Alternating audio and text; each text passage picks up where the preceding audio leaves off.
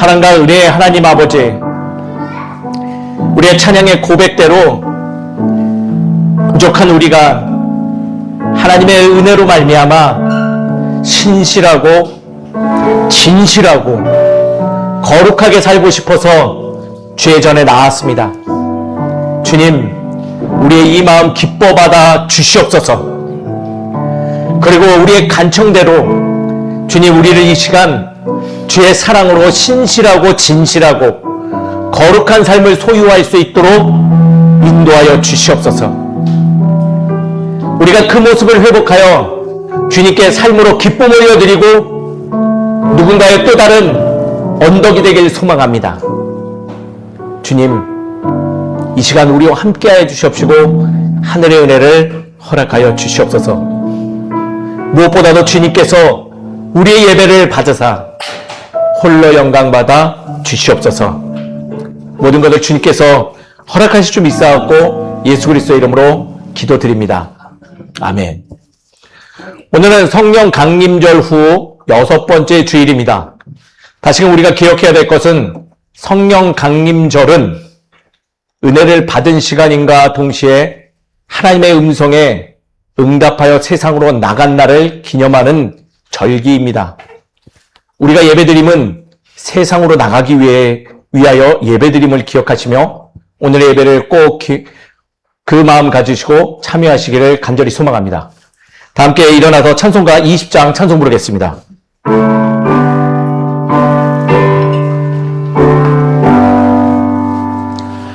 큰 영광 중에 계신 주 나 찬송합니다.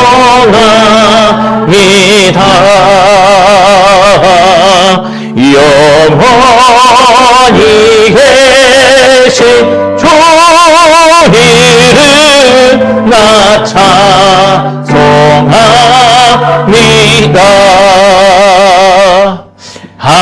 한없이 크신 능력을 나 찬송합니다.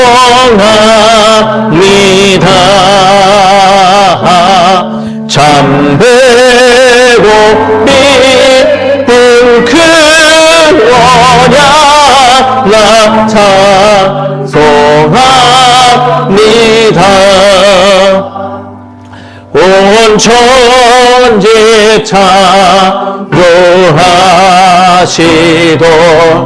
그 말씀 힘이 있어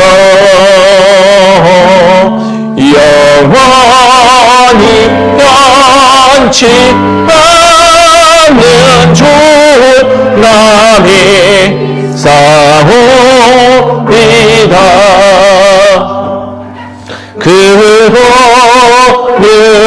그거하신 충성 나를 도와주시고 그 품에 업어주시니 나 찬송합니다.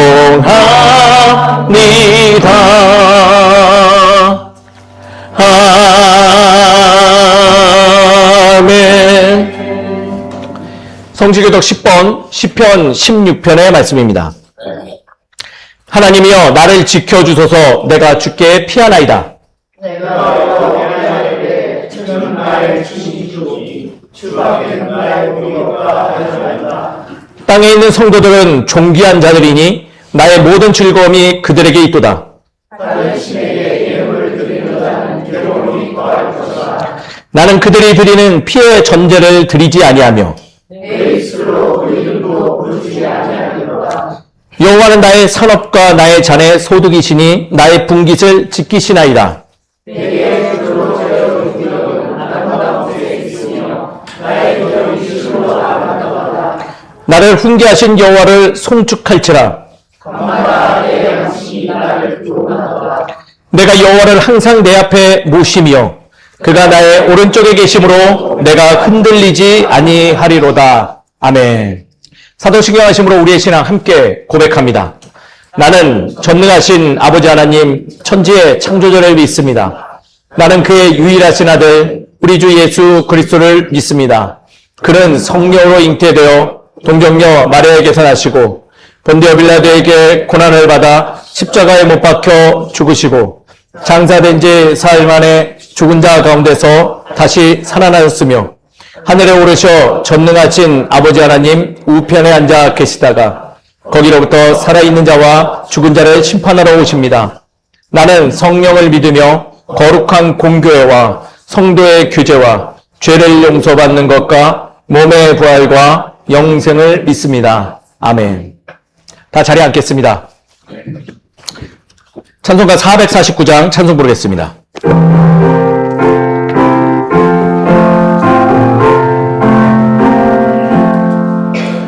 예수 따라가며 복음 순종하며 우리 행할 길 바라겠네. 주를 의지하며 순종하는 자를 주가 늘 함께 하시리라. 의지하고 순종하는 길을 예수 안에 즐겁고 복된 길이로다.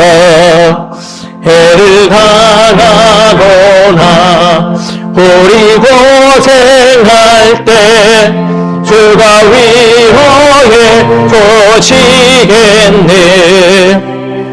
주를 의지하며 순종하는 자를 안위해 주시리라. 의지하고 순종하는 길은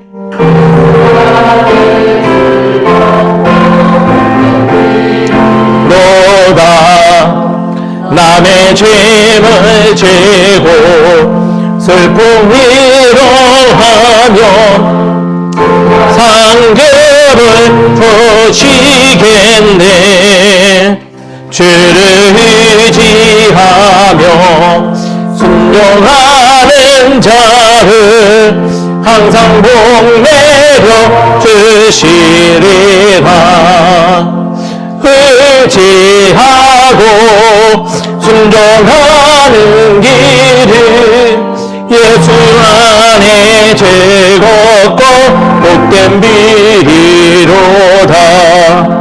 우리 받은 것을 주께 다 드리며 우리 기쁨이 넘치겠네. 주를 의지하며 순종하는 자를 은혜 풍성케 하시리라. 의지하고 순종하는 길은 예수 안에 즐겁고 복된 길이로다. 주를 힘입어서 말씀 잘 배우고 주를 모시고 살아가세. 주를 의지하며 순종하면 주가 사랑해 주시리라. 의지하고 순종하는 길은 예수 안에 즐겁고 복된 길이로다. 아멘. 기도하겠습니다. 공의와 정의를 가지고 우리를 지키시며 우리의 삶을 주관하시는 하나님 아버지, 참으로 이 시간 주님께 감사의 마음 올려드립니다. 흔들리는 세상 속에서 흔들리지 아니하고 주의 말씀에 붙들려져서 온전히 살아가게 하시며 무엇보다도 어지러운 세상 속에서 오늘도 안전하게 살아가게 하시며 주의 전으로 인도하심을 주님께 감사를 드립니다. 그러나 주님, 우리의 감사의 마음 이면에 먹먹함도 있음을 주님께 기도드립니다. 우리는 평안과 안정 속에서 살아가고 있을 때 주님의 창조 세계 안에 어떤 나라는 전쟁으로 매 순간 생명의 위협을 가지고 살아가는 이들이 있으며, 또 얼마 전에는 예기치 못한 천재지변으로 인해서 한순간 허망하게 그 생명을 놓아버려야 하는 사건을 맞이한 이들도 있음을 기억하기에 우리의 마음이 먹먹합니다. 그리고 이 먹먹함이 더 나아가 우리나라를 향해서 다가오는 또 다른 태풍의 천재지변 속에서 혹여나 아픔을 당할 일들 발생하지 않을까 염려되는 마음까지도 이어집니다. 하나님 아버지, 우리를 주의 날개 밑에서 안전하게 지켜주셨듯이 내가 얼굴 보지 못한 이들도 주 안에서 그 생명을 평안히 지켜갈 수 있도록 인도하여 주시옵소서.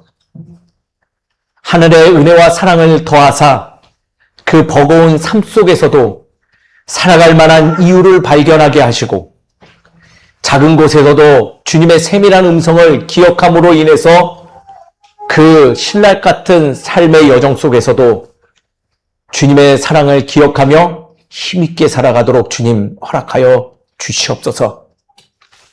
우리 또한 나와 상관없는 일이라 방관하지 아니하고 우리의 삶 속에서 우리의 평안한 삶을 지켜가는가 동시에 예민하게 그 어려운 이들을 기억하며 기도하는 예배자 되게 하여 주시옵시고, 무엇보다도 생명을 위하여서 살아갈 수 있는 우리가 모두 성숙되어질 수 있도록 주님 허락하여 주시옵소서.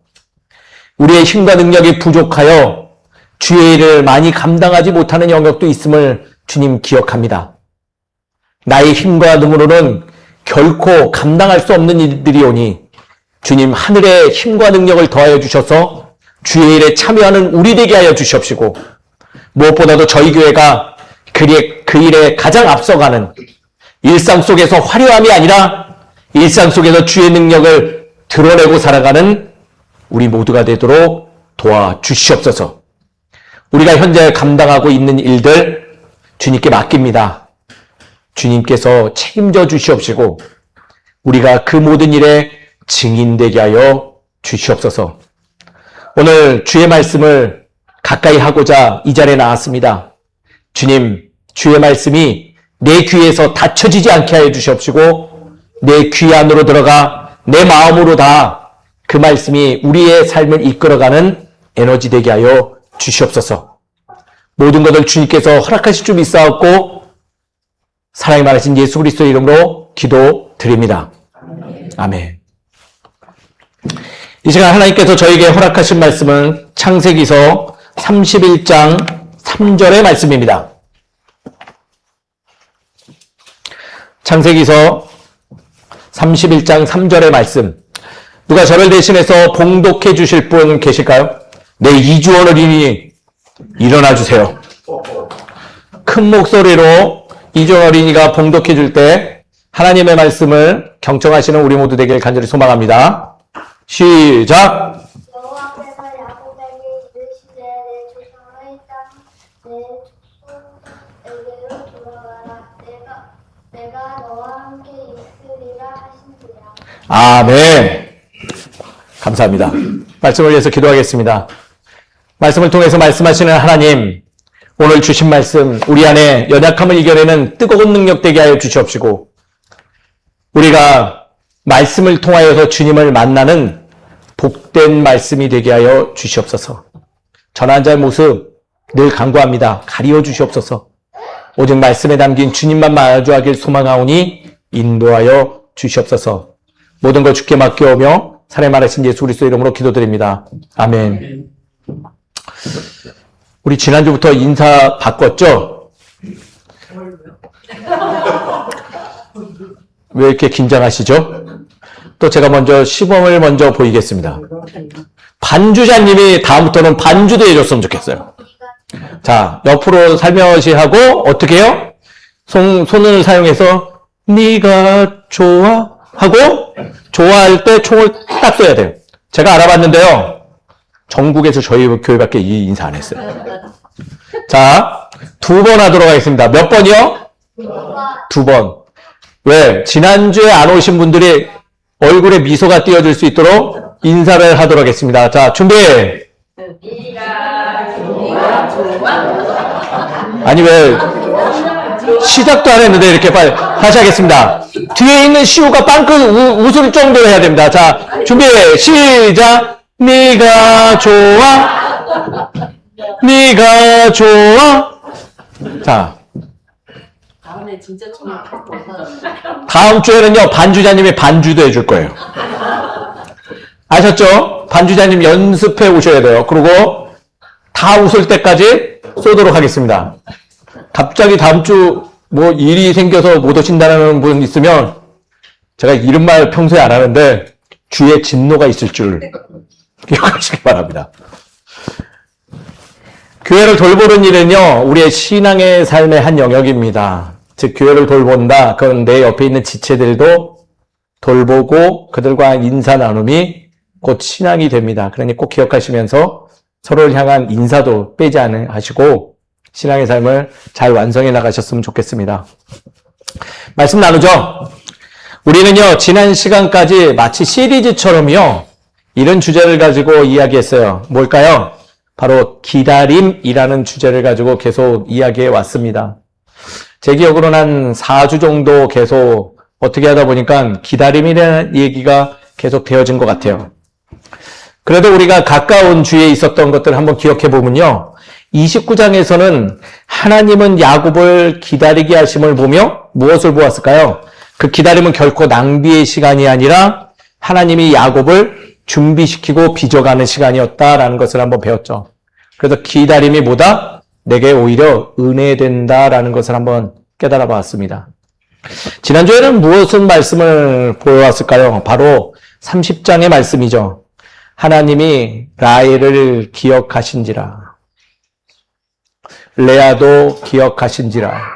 기억하는 이들을 생각하면서 기다림이 끝나지 않은 것 같은 순간에서 끝나지 않을 것 같은 순간에서 하나님은 결코 잊지 않으셨음을 보며 위로와 회복의 은혜를 나누어 보았죠.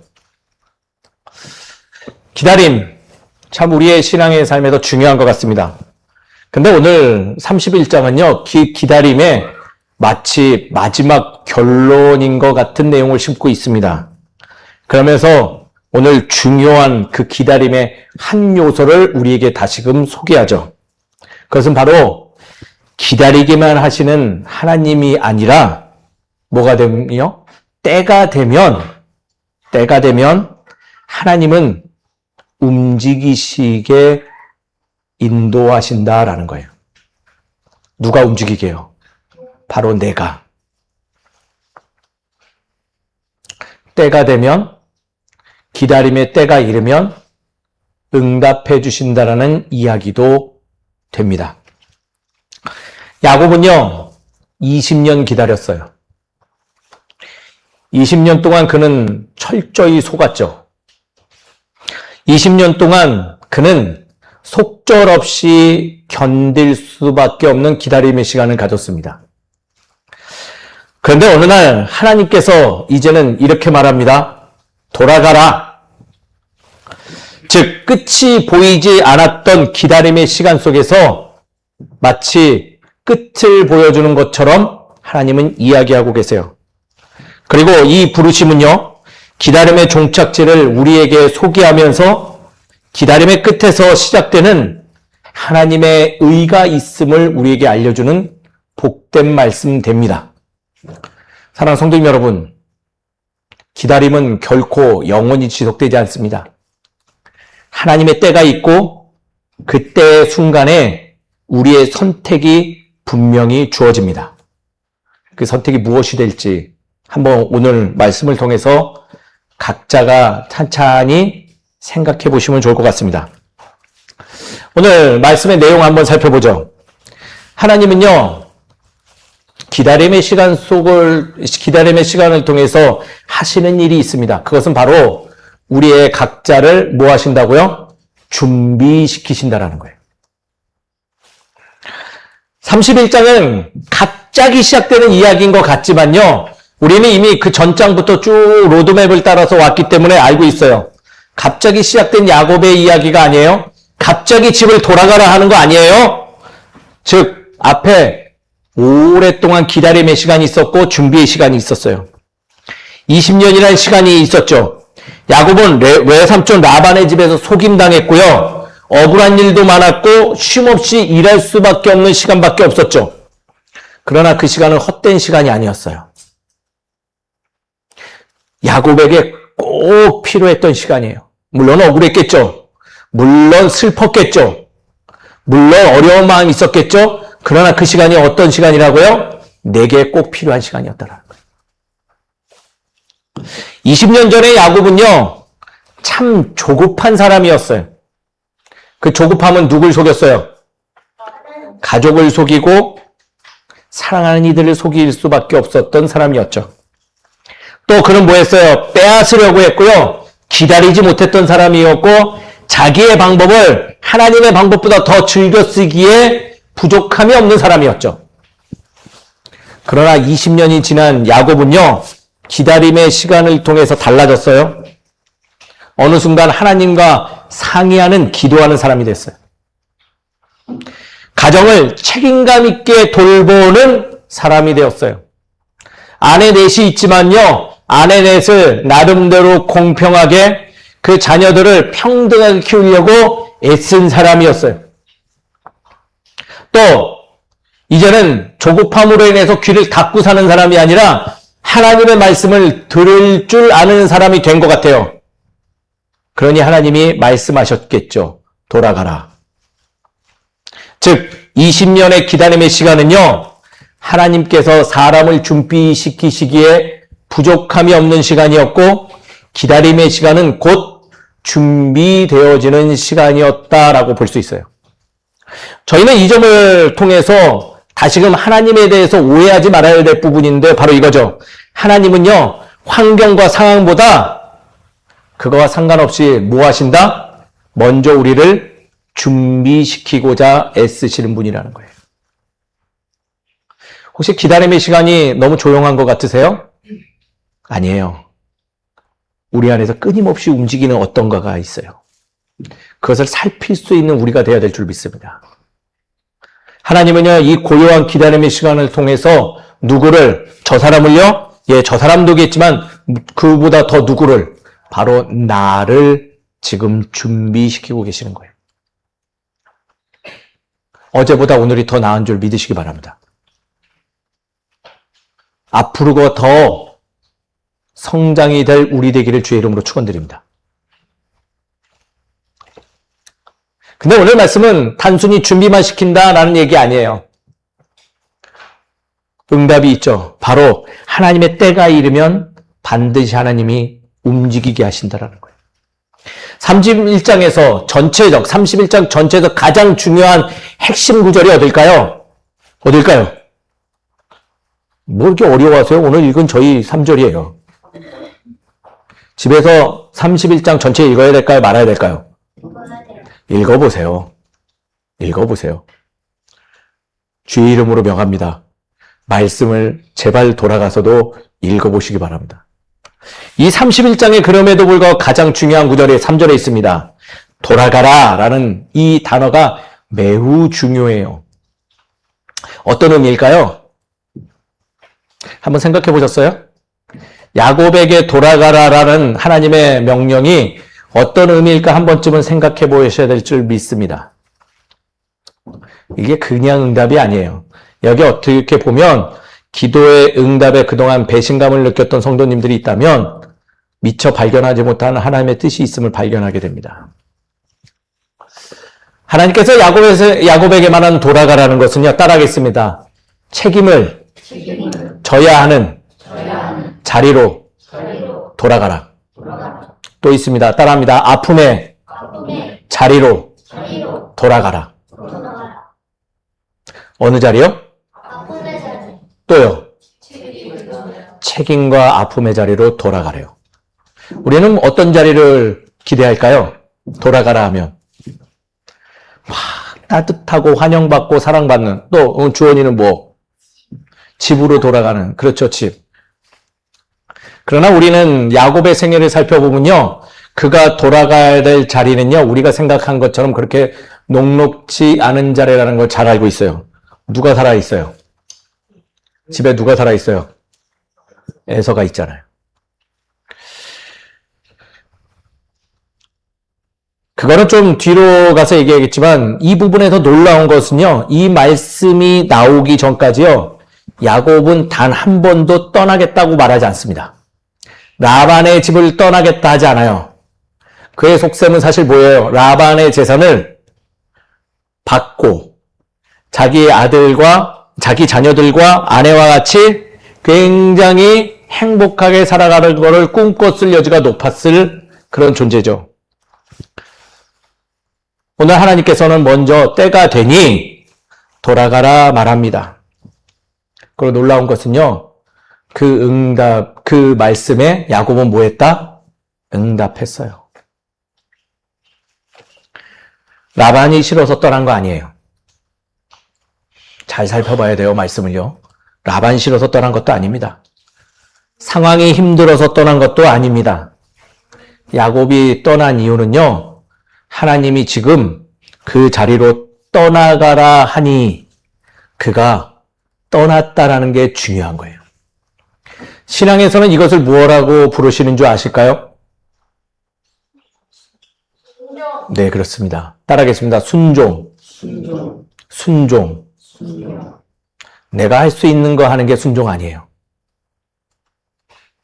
하나님께서 때가 되어 부르셨기 때문에, 명령하셨기 때문에 그거에 대해서 내가 반응하는 것을 순종이라 합니다. 신앙은요, 환경을 따라 움직이는 거 아니에요. 더욱이 상황을 따라 움직이는 것도 아니죠. 말씀을 따라가는 이유가 그 정체됩니다. 하나님의 말씀은요, 때가 되면 우리의 귀에 분명히 들릴 줄 믿으시기 바랍니다. 우리가 원하는 소식이 아니어도 기다림의 종착지에는요, 바로 하나님의 때가 기다리고 있어요. 그리고 그때는요, 내 귀에 세밀하지만 분명히 들려와집니다.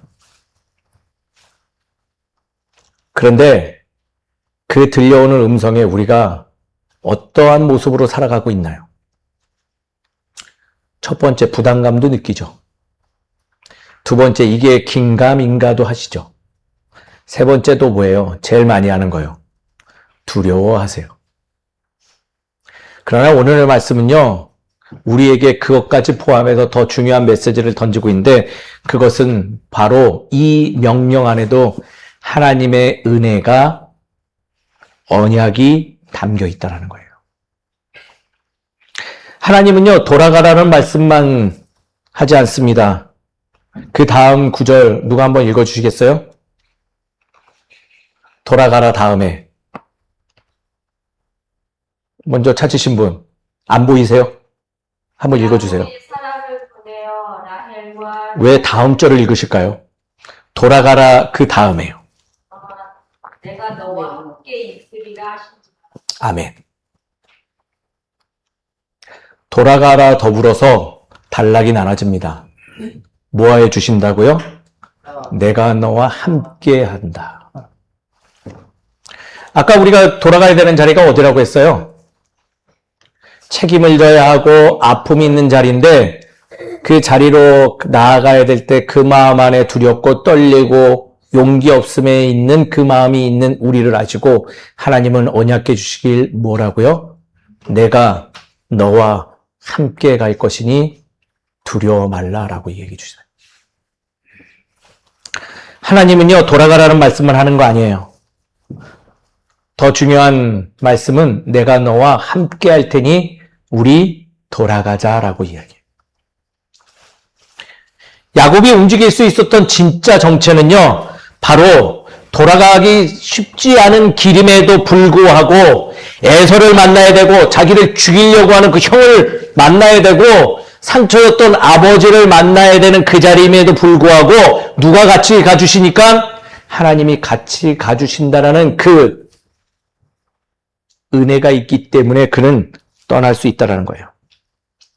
무엇보다도 말씀을 우리에게 이야기해 주세요. 길보다 먼저 하나님이 동행을 약속해 주시니 그때가 우리에게 어떠다 귀하다라고 이야기하는 거예요. 하나님은요, 목적지만 약속하지 않으시고 때가 되면요, 동행을 약속해 주시는 응답을 해 주시는 분이에요.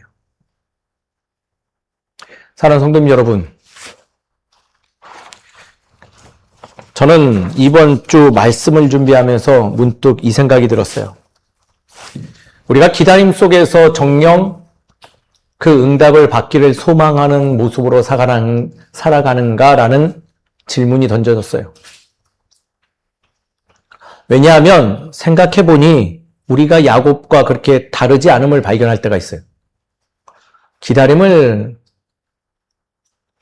힘들어하고 응답을 받기를 원하는데 정작 하나님의 응답이 왔을 때 우리는 버겁고 힘들어서 그 응답을 외면할 때가 많이 있기 때문이죠. 근데 그때 하나님은 말씀을 통해서 우리에게 이야기해 주세요. 이미 안다. 그러니 내가 너와 함께 할 거야 라고 약속도 해주심을 기억하는 우리 모두가 되길 주의 이름으로 축원드립니다.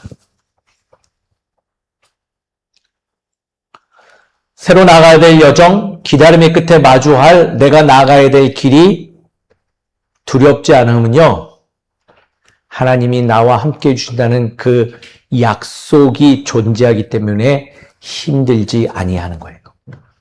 또 힘들더라도 내가 능히 감당할 준비가 되어져 있다는 거예요. 사랑하는 성도님 여러분, 이게 바로 신앙에서 강조하는 하나님의 은혜됨을 믿으시기 바랍니다. 하지만 우리가 이 기다림의 어려움에 대해서도 한번 그래도 잘 정리를 하고 갈 필요가 있는 것 같아요. 즉, 앞선 얘기들을 종합해 보면 이런 좀 자성적인 발언이 있어요. 바로 따라하겠습니다. 기다리지만 순종은 없다. 기다리는데 순종이 없는 우리의 삶들이 참 많이 엿보인다는 거예요. 막말로 말씀드려서 때를 기다리는 것은요, 어찌어찌 하시는 것 같아요. 마치 죽지 못해 사는 것처럼 기다림의 시간, 원망도 해보고 여러 가지로 해보면서 하는데 더 중요한 문제죠. 막상 때가 임했음에도 불구하고 움직이지 못하고 여전히 기다리고 있는 우리들의 삶도 존재한다는 거예요. 왜 그럴까요? 왜 우리는 그때 응답하지 못하고, 즉 순종하지 못하고 주의 말씀에 순종하는 일을 왜 이렇게 어려워할까요? 제가 세 가지로 그 이유를 찾아냈어요. 첫 번째는요, 늘 말씀드리는 거예요. 따라합니다. 익숙함에 물들어 있기 때문에. 뭐에 물들어 있다고요? 익숙함입니다. 야곱의 이야기는, 야곱의 삶은요, 그걸 잘 보여줘요. 라반의 집 어땠어요? 어땠어요? 라반의 집. 더 정확하게 물어볼게요. 라반의 집에 사는 야곱 어땠어요? 어땠을까요?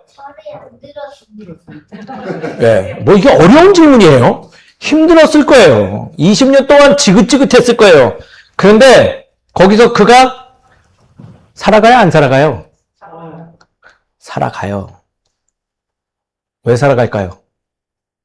어느 순간 힘든 것도요, 익숙해져요. 익숙하니까 살만해요. 출애굽기에 가서 참 미진한 이스라엘 모습을 보여줍니다. 광야에서 배고파지니까 하는 말들이 있어요. 뭘까요? 아이고, 이집트에 있을 땐 고기라도 먹었는데, 이 한마디에 다 들어있죠. 힘들었어도, 거기서 어찌어찌 살 방법이 있었는데. 무서운 얘기입니다. 익숙해지면요, 새로운 곳으로, 내가 하나님께서 가라한 곳으로 가기가 힘들어요. 기다림의 시간, 우리 돌려서 얘기하지 말고 인정 안 하지 말게요. 힘들어요. 근데 힘든데 어찌 된다고요? 사라져요. 그러면서 우린 뭐 할까요? 거기에 익숙해져서 살아간다는 게 문제라는 거예요. 그래서 주의 음성이 와도요, 변화할 생각이 1도 없어요.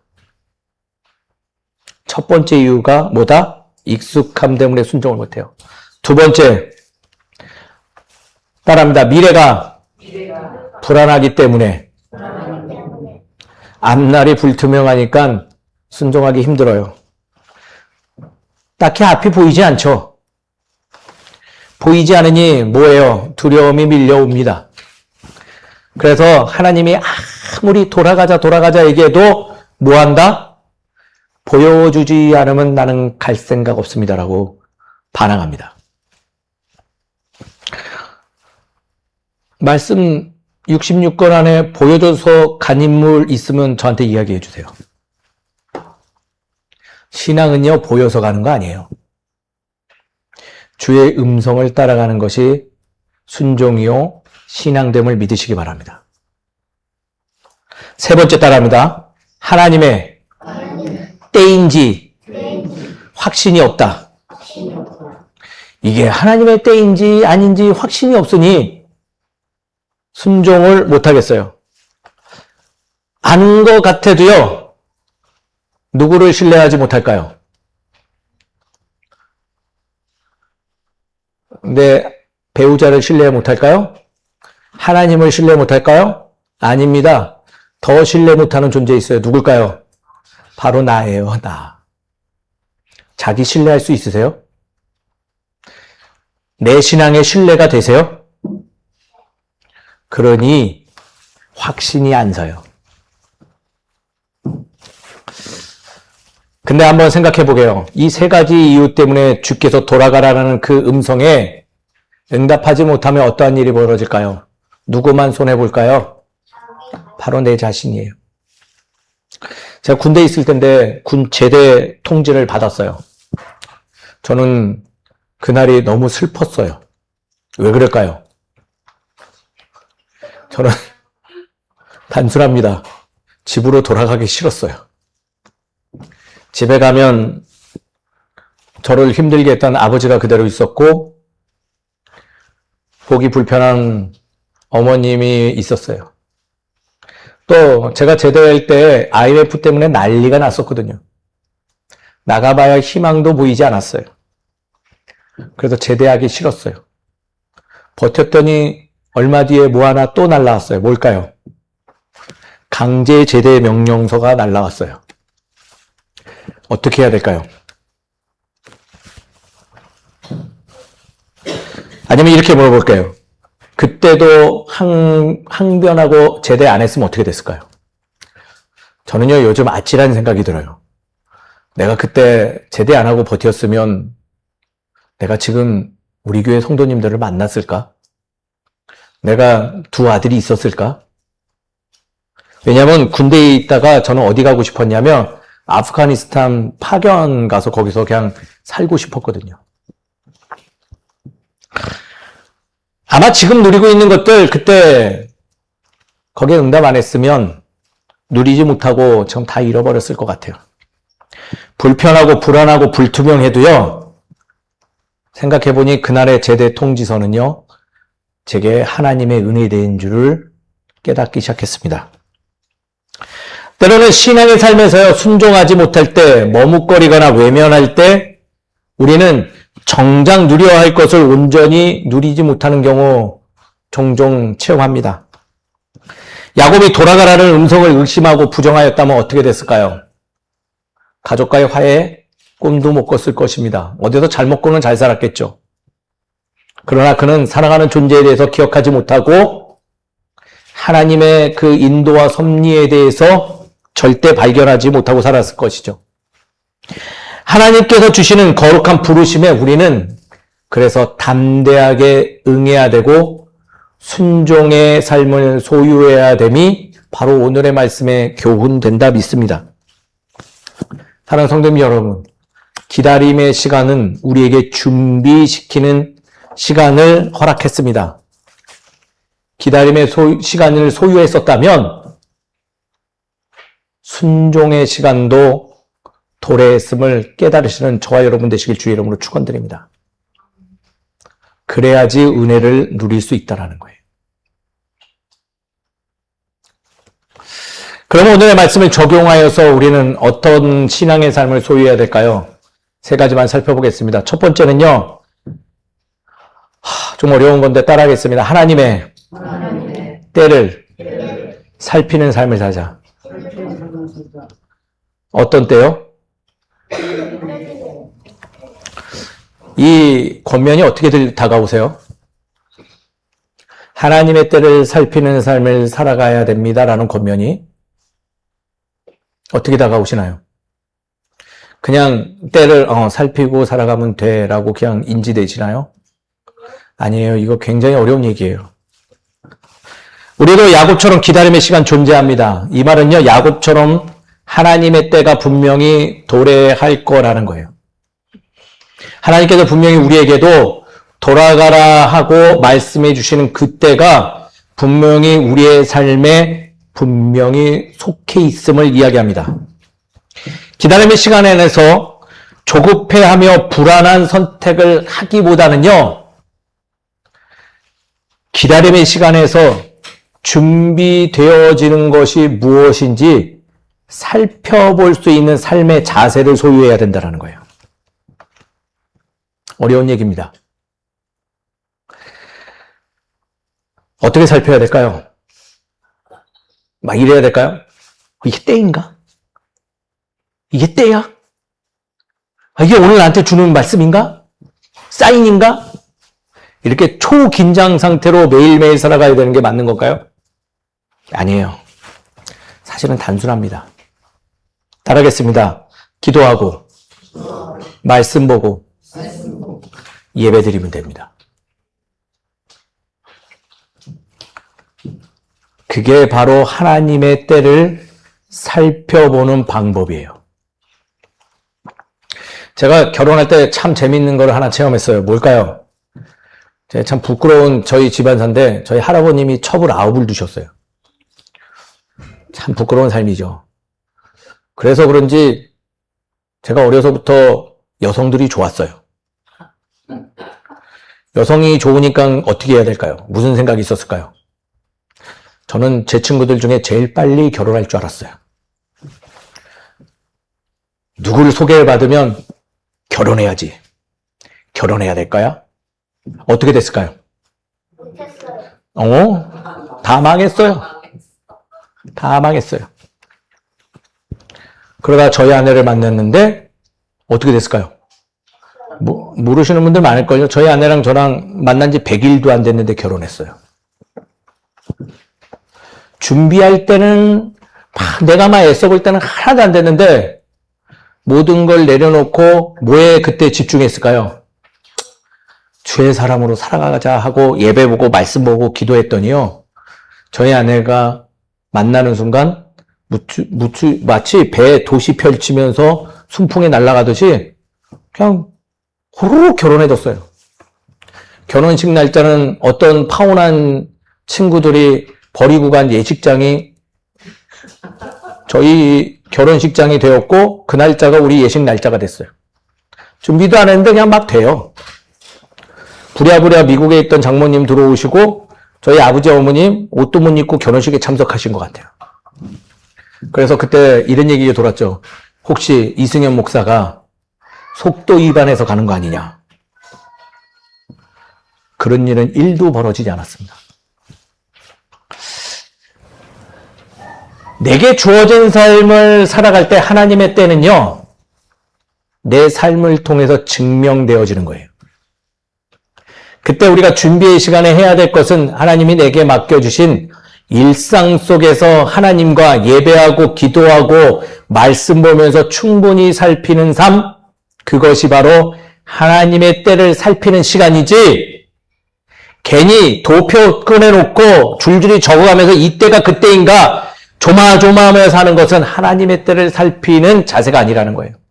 사랑하는 성도 여러분, 따라하겠습니다. 하나님께서 내게 맡겨주신 일상을 성실하게 살아가는 그것이 하나님의 때를 살피는 것이다. 무엇과 더불어서요? 예배와 더불어서. 자연스럽게 알게 돼요. 제가 거짓말하지 않습니다.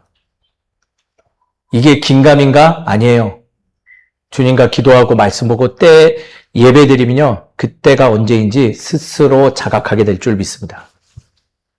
두 번째입니다. 그때를 알았으면 뭐 해야 될까요?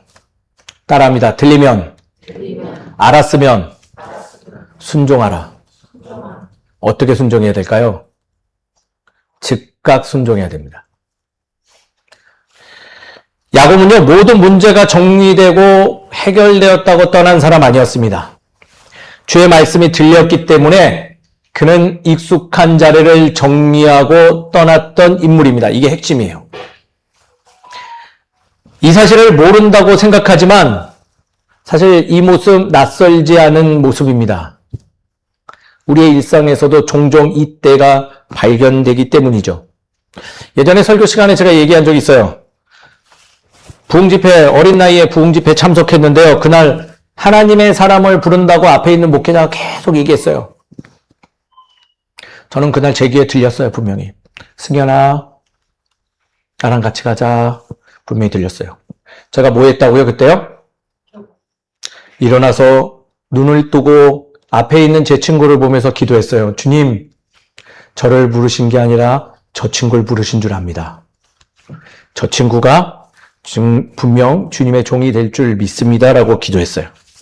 35년 지난 현재 제 기도를 받은 친구는요, 교회 집사로 살아가고 있습니다. 그를 향해 기도했던 저는 그날 들은 음성대로 목사로 살아가고 있습니다. 그래서 늘 후회해요. 차라리 그때 멋지게 나를 위해서 기도라도 했으면 모양 안 빠지고 좀 부끄럽지 않게 갔을 텐데 라는 생각이 듭니다. 우리가 왜 그런 모양 빠진 짓을 할까요? 자꾸 하나님의 음성을 듣는 것을 거창하게만 생각하기 때문에 그래요.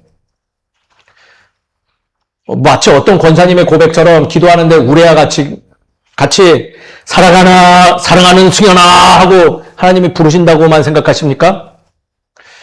아, 내 아들아, 내가 너에게 준비하는 거 이런 거 해줄 테니까 가기만 하면 된다. 이 얘기 하실 거라고 생각합니까? 너무 거창하게 생각하시는 것 같아요. 하늘이 열리고 큰 소리가 들리고 특별한 체험이 동반돼야지 하나님께서 내게 말씀하신다 생각은요, 극히 잘못된 신앙의 오류입니다. 대부분의 하나님의 음성은요, 따라하겠습니다. 거룩한 부담감으로 내게 찾아온다. 뭘로요? 거룩한 부담감이에요.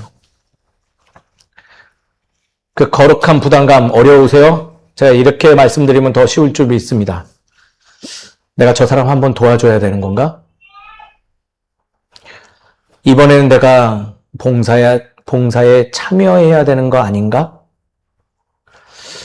아, 내가 한번 해봐야 될까?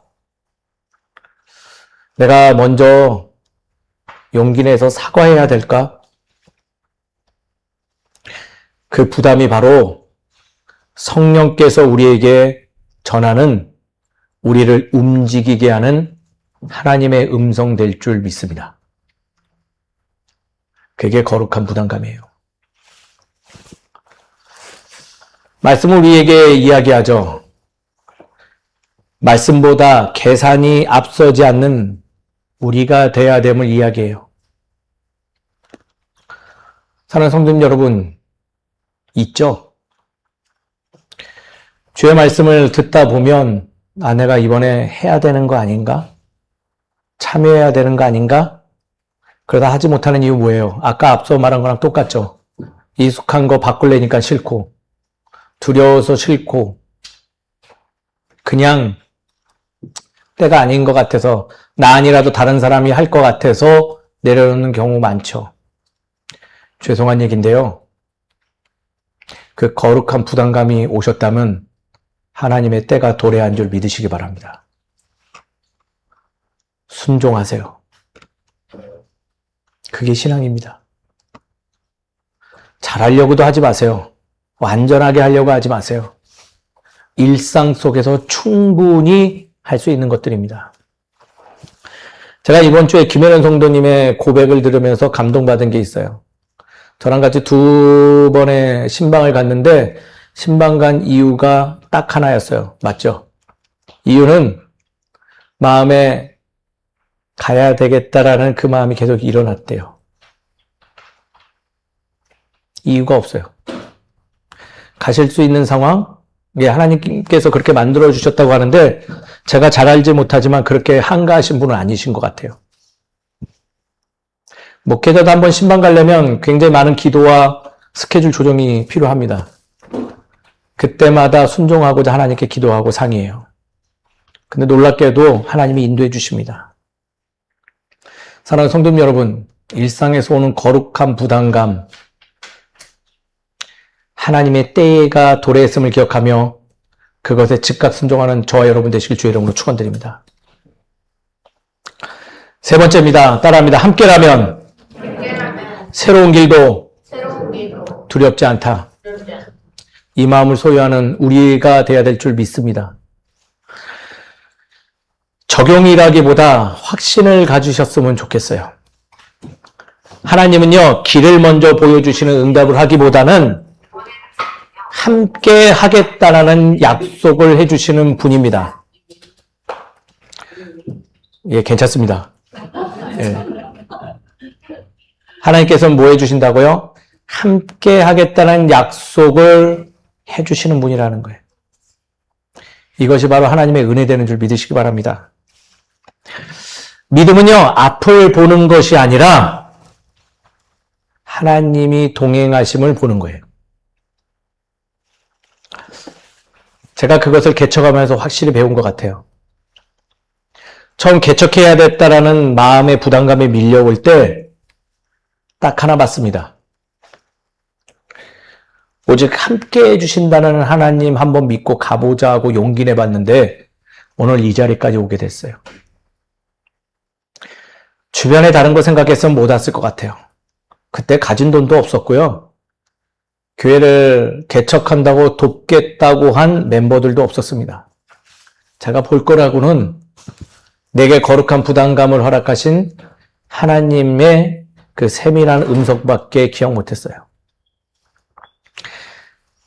다른 데 시선을 머물기보다는 함께 해주시겠다는 그 약속 기억하면서 한 발 한 발 내딛었고 이곳에서 홀로 1년 가까이 설교하고 있을 때도 그 마음 잃지 않고 하다 보니 한 분, 두 분 몰려오시기 시작하고 지금 성도님들이 지금 제 앞에 이렇게 앉아 계셨습니다.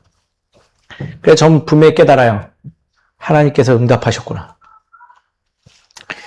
담대하게 당신의 집이니 당신께서 함께 해주신다고 했으니 이 빈자리를 채워줄 줄 믿습니다라는 그 믿음 하나로 여기까지 왔는데 저는 끝나지 않았다 생각되어집니다.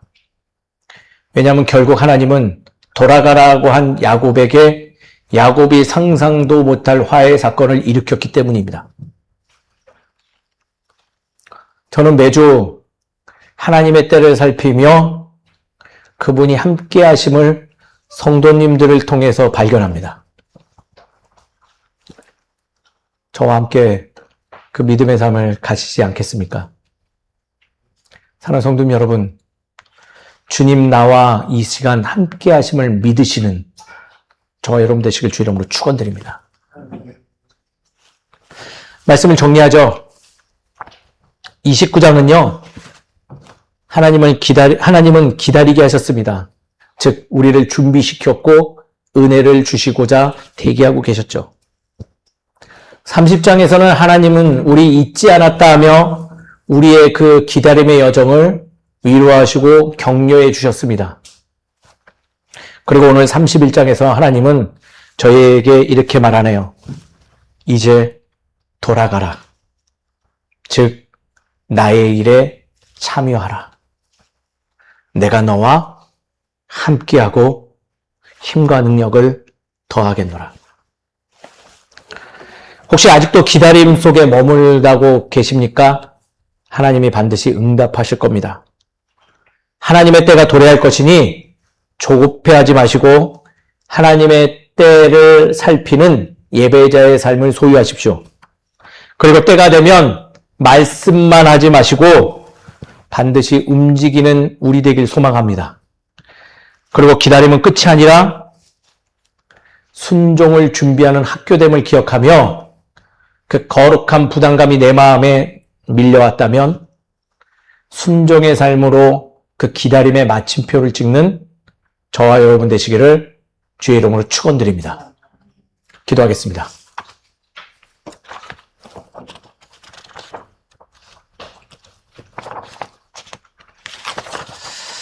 사랑과 은혜가 풍성하신 하나님 아버지, 오늘도 말씀을 통하여 우리의 기다림이 결코 헛되지 않았음을 깨닫게 하심을 감사드립니다.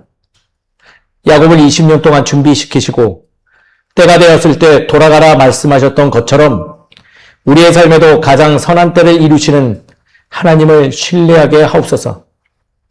기다림의 시간을 원망하거나 조급해하지 않게 하시고 그 시간 속에서 믿음과 인내를 배우며 하나님께서 빚어가시는 사람으로 변화되고 살아가게 하옵소서.